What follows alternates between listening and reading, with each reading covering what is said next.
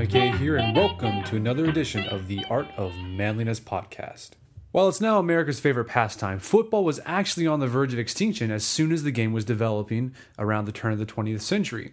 Severe injuries and even death were common in the early days of football as players used little or no protection when they played, and the rules of the game encouraged ruthless play.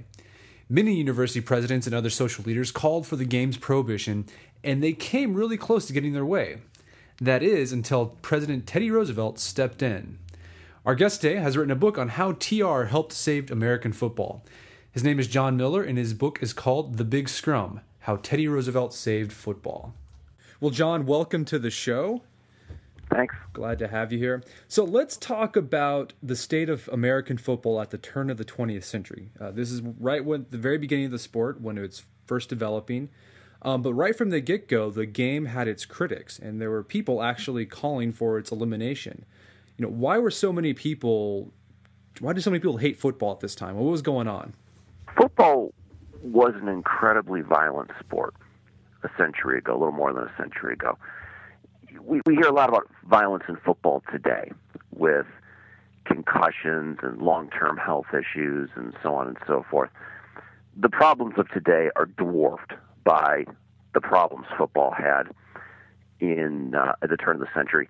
In 1905, 18 people died playing football. Wow. Dropped dead from the college level to sandlot games. 18 people died playing football. And then, of course, there were all kinds of injuries on top of that. They had concussions back then, too. Broken bones. It was a really violent game. It was more like rugby than the game we know today. A lot of pushing and shoving and big piles of men giving each other elbows and so on and so forth. The equipment was different, but it was a violent sport. And so this prohibition movement springs up to outlaw football. It's led by Charles Eliot, who's the president of Harvard University, one of the most important men in the history of higher education. When we think of Harvard as a great American university, maybe the great American university, it's really because of this guy who was president of Harvard for 40 years. Apart from anything he did in the classroom and with academics and so forth, he hated football. He thought it was a terrible sport. It was a game not fit for gentlemen. He was joined in this anti-football prohibition effort by The Nation magazine, by muckraking journalists, by a number of others who looked at these casualty figures and the fact that people were dying playing the sport. They compared it to gladiatorial combat in the Roman amphitheater, and they wanted to outlaw football. Wow. So a lot of these guys were part of the progressive movement. Right. Yes. At that time. So this was in many ways an early progressive movement cause, and we find that its impulses are progressive in the sense that it identified what it took to be a social problem, and its solution was simply to outlaw, to ban it, and that's what they tried to do. So you said that in 1 year alone, 18 men died. But during this time, when football was kind of up in the air, I mean, this is like from the late 1800s to like 19 whatever, when the final rule changes were made. How many men actually died playing football? Well, it's hard to get a precise number, but in the back of my book, I have a chart, and I was, 1905 was 18 people, 1906 it was 11. So we're seeing deaths of a dozen being kind of typical at this time, and it ranged from big football programs like Georgia, where there was a very prominent player death in the late 1800s, to sandlot games played by kids. So the statistics are we have some, we can throw some numbers around, but the bottom line is the guys were dying playing this game. And what's that compared to like deaths with football today? I mean, well, it still happens today. Yeah. But these are more freak accident types of injuries. There was the heat exhaustion death in the NFL a few years ago. I remember when I was younger, Mike Utley from the Detroit Lions had his neck broken in a game. It was not a death, but it was a pretty serious injury. You also have to recognize that today millions and millions of people play football. Back then, it was a popular sport. It was becoming extremely popular, but there were very many fewer players. Yeah. So you had more people dying and fewer players compared to today, where there's a lot more players, and although there are still freak injuries, it's much less of a problem now. Okay.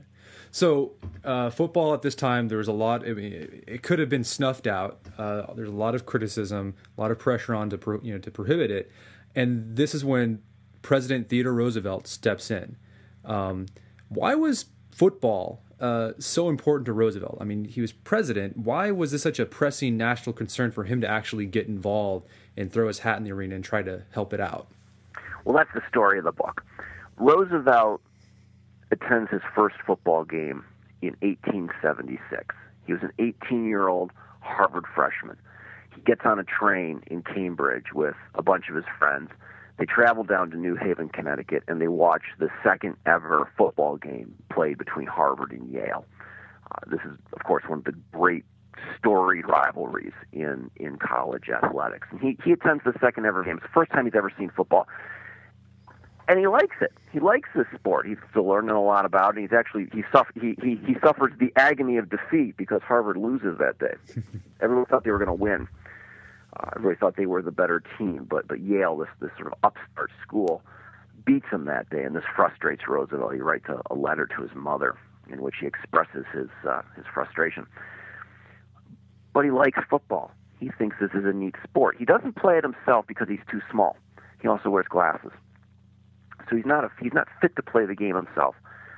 He does other things, but he enjoys it as a spectator, and he kind of grows up with the sport. In the 1880s, 1890s, a lot of colleges are starting to adopt the game. More and more people are showing up. The Thanksgiving Day football game is starting to become a tradition. Tens of thousands of people turning out for big games between Harvard and Yale, or Yale and Princeton, or what have you. And Roosevelt is just a part of this trend. He loves the sport. He also knows that it has a problem with violence, but he says we need to recognize that rough sports are good. They're good for boys. They help turn boys into men. In fact, he believes in rough sports and football so much that when he goes off to recruit the Rough Riders in 1898, he leaves Washington, D.C., goes out to San Antonio, and we know the story where he recruits cowboys and Westerners and so forth to become the Rough Riders, and he does that. But if you read his memoir on that period, it's just a book simply entitled The Rough Riders, he also points out that he's looking for football players, and he in fact recruits a number of them to become Rough Riders with him, and they go into Cuba and have their great moment of victory there. Roosevelt becomes a war hero. He's elected governor of New York as a result, and he gives a speech on the strenuous life, maybe the most famous speech he ever delivered in his life. The strenuous life, in which he says it's important to lead a vigorous life, an active life. It's good for people, but more important, it's good for America if it's made up of men who lead strenuous lives, who don't shirk responsibility, who embrace challenges, and lead a strenuous life. This is a very famous speech he gives. He delivers it in Chicago. He then takes his speech and he translates it for children in a children's magazine called St. Nicholas. It's a very popular children's magazine at the time, widely read. And in that magazine, when he's giving the kids' version of the strenuous life, he tells boys, he says, go play football. He says it'll help make you great men. It'll help you make you great Americans. So he's a true believer in football. He likes it as a fan. He thinks it's good for America because it turns boys into men, and it turns them into good men who can fight wars, who can defend their country and make America great. Well, when he's president, the problem of violence in football continues, and this movement to ban it gains some momentum. So in 1905, he summons to the White House the three coaches from the biggest football programs in America at that point, Yale, Harvard, and Princeton. The coach of Yale was Walter Camp, the legendary Walter Camp, who was the sort of the founding father of football, the Abner Doubleday of the game in some ways. So Walter Camp is at this White House meeting. The other coaches are there as well. And Roosevelt says, football is on trial. And he says to these coaches, you guys need to do something to save it. He doesn't tell them exactly what to do, but they leave the White House. They agree that they're going to try something or other. They weren't entirely sure what.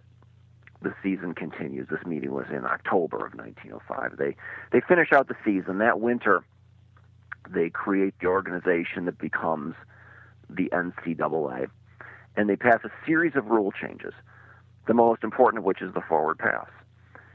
Up to that point, quarterbacks couldn't throw the ball downfield to receivers. That was an illegal play. You could toss it laterally backwards to a running back, but you could not throw it down the field. There was no such thing as a wide receiver. Well, this changed the game. It transformed it. It transformed it from a sport that looked like rugby into the modern game that Americans know and love today. And there was Roosevelt at the center of it, making it possible. And were any equipment changes, did that start taking place around this time as well? Because before they really didn't wear, they just like wore bandanas on their head and maybe some leather. That's right. Yeah. I mean, did they start? The era of the leather heads was a little bit in the future, but this was a transitional period. And football, originally, nobody wore any kind of protection. Then you started getting players who would grow their hair extra long because it was a little bit extra padding, or they would do little things to their jerseys, and one team had its players sew handles from suitcases onto their jerseys so they could grab each other and pull each other forward through lines. I mean, there were all these innovations, and there was actually a little while where Spalding, the equipment company, started making nose guards. They were kind of like shoehorns on your nose. It's sort of ridiculous. And there's a picture of one of these in the book, and sort of face mask and helmet. But there was a bit of a stigma attached to players who would put on these things. Right? They weren't man enough to play without this equipment. But over time, this became more and more accepted, and pads were introduced. But in the era we're talking about, we're moving from basically no equipment, no gear, no protection to modest forms of it. And over time, the football players began to look like the players we see on TV today. Something I thought was really interesting, too, was that Roosevelt wasn't the only U.S. president that kind of had a hand in helping football along. The other one was Woodrow Wilson, which was kind of surprising because, a lot of people, when they think of Woodrow Wilson, they kind of think of him as this pencil-pushing nerd, kind of pacifist, right? But he was a fan of the game as well. Exactly. I was really surprised to learn that. When I started working on this book, I knew that Roosevelt would be at the center of it as a great advocate of football, that I knew he'd be the main character of the book, and I knew the contours of the story that I was going to tell. But as I did my research, I discovered that Woodrow Wilson was a huge football fan. He went to Princeton, as we know, a school that had a vigorous football program, an ambitious football program. It wanted to be the best in the country. And as people criticized football, there was Woodrow Wilson in the 1870s writing editorials in the student newspaper about why football was great. And this was actually a major, he didn't just write one editorial, he wrote a bunch of them defending football from its critics. And he continued to do that. He graduated from Princeton, became a professor. And when he went to different schools, he was affiliated with the football club. He would help out the team. He'd show up at the games. He'd cheer for them. He eventually, when he went back to Princeton as a professor, and we know what came of him, he began to disengage from that a little bit just because he was getting so busy. But he was a public defender of football. He would engage in debates in front of city clubs, and they would have groups would have debates, and is football too violent? Should it be banned? And Wilson would show up, and he would argue, no, it's a great sport and we need it. But you're right, it plays against type. This is not what you would expect of the Woodrow Wilson we know of primarily from his presidency. Yeah. I thought it was really interesting too that it took the two, I guess, big progressive leaders of the time, Roosevelt and Wilson. They're the ones who were defending football from the other progressives, really.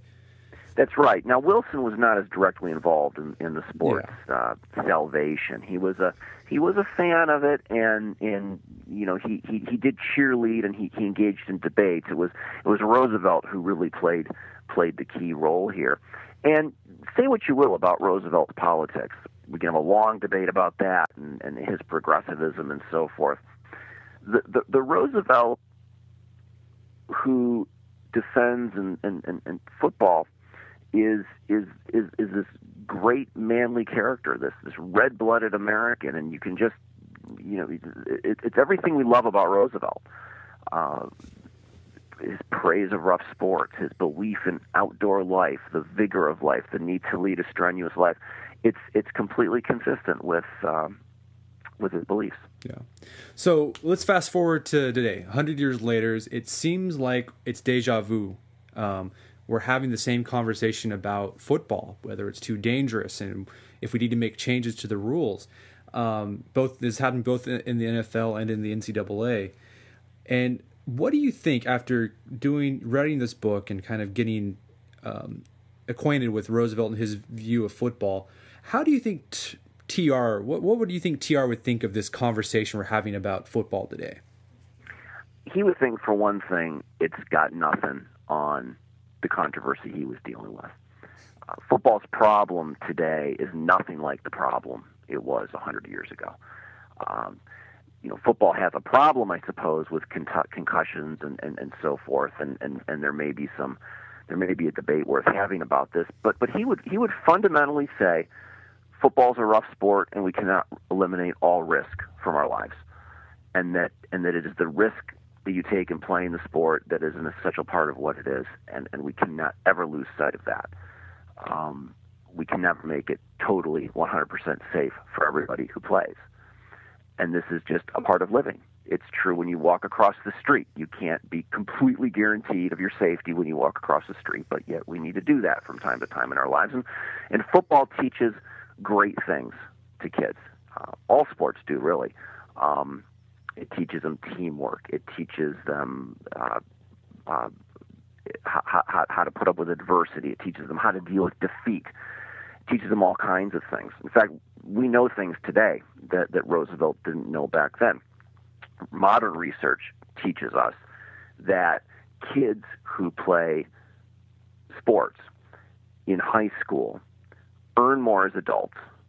They're more likely to vote as citizens later on in life. There are a series of benefits that social scientists can track back to participation in sports.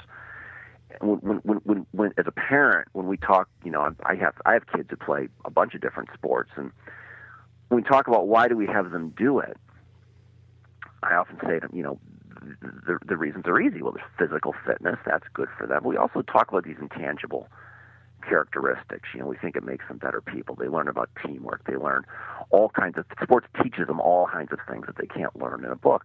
And here's the evidence that actually there is a payoff later on. You earn more money as an adult. Why is that? Because maybe they learn how to compete. And in America, it's important to learn how to compete. I don't know what the reasons are, but we have data that actually suggests this is good for kids. And Roosevelt knew that intuitively, as the way I think we all kind of know intuitively that sports can be great for kids, and it teaches life lessons. All right, well, John, we're at the end of our time, but thank you very much. It's really fascinating. John's book is called The Big Scrum: How Teddy Roosevelt Saved Football, and I'm guessing this is going to be available April 12th? It is available April 12th everywhere. Everywhere. So go out and get it. Well, John, thanks again for your time. It's been a pleasure. Thank you very much. That wraps up another edition of the Art of Manliness podcast. For more manly tips and advice, make sure to check out the Art of Manliness website at artofmanliness.com. And until next time, stay manly.